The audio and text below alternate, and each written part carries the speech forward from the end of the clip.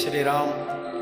இன்றைக்கி 5வது நாள் காலையில் சாமி கும்பிட்டு இங்கேருந்து கிளம்புறோம். ராமானுஜர் மடத்துலேருந்து இங்கேருந்து அடுத்த தங்கள் 36 கிலோமீட்டர் போகணும். ஜெய் ஸ்ரீராம். ஜெய் ஸ்ரீராம்.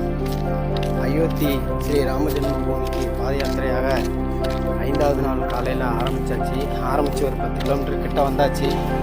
நேற்றிரவு கொரட்டிங்கிற ஊரில் ஸ்ரீ ராமானுஜர் மணிமண்டபம் இடம் இருக்குது. அங்கே தான் வந்து தங்கிக்கிறோம். கிட்டத்தட்ட அங்கே ஒரு 100 பேர்த்துக்கு மேலே தங்கலாம். அங்கே எல்லா வசதியும் பாத யாத்திரைக்குன்னு சொல்லி எல்லா வசதியும் பண்ணி கொடுத்துருக்குறாங்க. சிறப்பான ஒரு கவனிப்பு தாங்க. ஃபேன்லேருந்து எல்லா வசதியுமே இருக்குது. எல்லா வசதியுமே இருக்குது.